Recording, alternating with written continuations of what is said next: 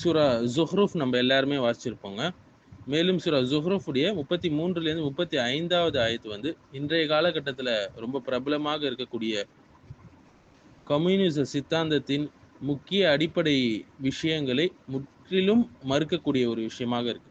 கம்யூனிச கொள்கைக்கு முக்கிய ஒரு மறுப்பு கொடுக்கக்கூடியதாக இந்த வசனங்கள் இருக்கு. 32லேருந்து 35 வரைக்கும். உங்கள் இறைவனுடைய அருளை அவங்க வந்து பகிர்ந்தளிக்கிறார்களா? நாம தான் இம்மையிலும் சரி, அவர்களுக்கு வாழ்வாதாரத்தை பகிர்ந்துள்ளோம். மேலும் அவர்களுக்குள் சிலரை மற்றவர்களுக்கு மேலான நிலையில வைத்துள்ளோம் என்று அல்லாஹ் சொல்றான். அதனால் ஒருவர் மற்றவருடைய சேவையை பெற முடியும். உங்கள் இறைவனுடைய அருள் வந்து அவர்கள் குவிப்பதை விட மேலானது என்று சொல்றான். இது போன்ற அந்த வசனங்கள் அடுத்தடுத்து வருது. அடுத்து 34வது வசனம், 35வது வசனத்தை படித்து பாருங்க.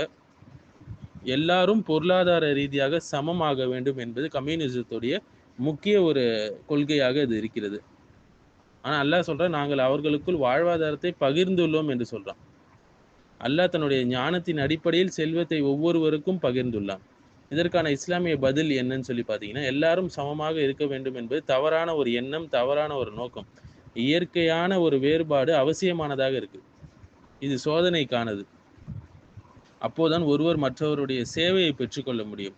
மேலும் கம்யூனிசத்துடைய முக்கிய அடுத்த 2வது அடிப்படை அம்சமாக அவங்க வைக்கக்கூடிய வாதம் என்னன்னா, மனிதர்கள் தான் செல்வத்தை சரியாக பகிர முடியும் என்று சொல்லக்கூடிய ஒரு விஷயம்.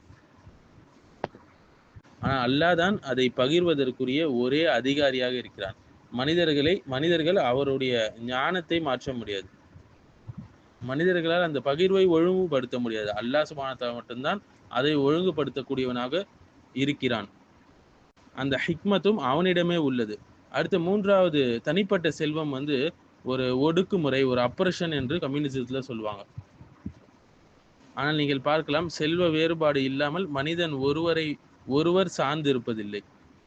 இதற்கான இஸ்லாமிய பதில் என்னன்னு சொல்லி பார்த்தீங்கன்னா, இஸ்லாம் கூறுகிறது, சில பணியாளர்களாகவும் சிலர் முதலாளியாகவும் இருப்பது இயற்கை. ஆனால் அந்த உறவு நீதியுடன் கருணையுடன் இருக்க வேண்டும் என்று இஸ்லாம் சொல்கிறது. அடுத்து ஆடம்பரங்கள் முற்றிலும் தவறானவை என்று கம்யூனிசம் வந்து சொல்கிறது. மேலும் தேவையாக இருந்தால் அல்லாஹ் ஆடம்பரங்களை நம்பிக்கை இல்லாதவர்களுக்கு கூட, காஃபிர்களுக்கு கூட தர முடியும் என்று கூறுகிறான். ஸோ இஸ்லாம் வந்து ஆடம்பரத்தை தவிர்க்க சொல்கிறது. ஆனால் அதை ஹராம் என அல்ல. அதன் மீது ஒருவர் பெருமை கொள்ளக்கூடாது. அதன் மீது முழுவதுமாக நம்பி இருப்பது. மேலும் வந்து இஸ்லாம் வந்து அது ஒரு டெம்பரவரி தான், தற்காலிகம் தான் என்று கூறுகிறது. அதுவும் இல்லாமல் அதனுடைய ஸ்பிரிச்சுவாலிட்டியை வந்து டீவால்யூட் பண்ணுது. அடுத்து இம்மைதான் எல்லாமே என்பது போல கம்யூனிசம் வந்து சித்தரிக்கிறது. ஆனால் அல்லாஹ் என்ன சொல்றான், மறுமை வாழ்க்கை தான் சிறந்தது இம்மை வாழ்க்கையை விட என்று சொல்றான். ஸோ கம்யூனிசம் வந்து இறைவனை மறுக்கக்கூடிய ஒரு போக்கை கொண்டது. இஸ்லாம் இம்மை வாழ்க்கையை சோதனையாக கருதுகிறது, மறுமை வாழ்க்கையை வெற்றிக்கான இடம் என்று சொல்கிறது. அடுத்து கம்யூனிசத்துடைய முக்கிய ஒரு விஷயம் என்னவென்றால், இந்த வகுப்புவாதம் இருக்கு இல்லைங்களா, இதை வந்து elimination of the class will create utopia என்று சொல்கிறது. இஸ்லாம் வந்து இந்த ஃபேண்டசியான இந்த வாதத்தை வந்து மறுக்கிறது. இஸ்லாம் ஒழுங்குமிக்க ஒரு வகுப்புவாதத்தை கொண்டுள்ளது. சிந்திக்க வேண்டிய தேவையான வேறுபாடுகள் அவை. இவை இல்லாத ஒரு சமுதாயம் என்பது வந்து கற்பனையான ஒரு விஷயம். சிலர் மற்றவர்களை சேவையில் வைத்துக் கொள்வதற்கு இது ஒரு முக்கியமான ஒரு வேறுபாடாக இருக்கிறது.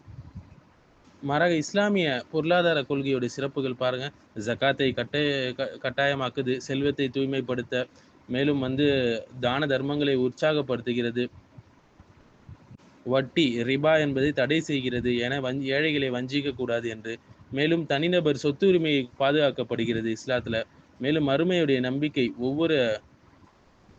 இதன் மூலம் ஒவ்வொருத்தரும் வந்து தன்னுடைய செல்வத்துடைய சுய பரிசோதனைக்கு உட்படுத்தப்படுவார்கள் என்ற அச்சம் வரும், நீதமாக நடப்பார்கள். இஸ்லாம் நீதத்தை வலியுறுத்துகிறது.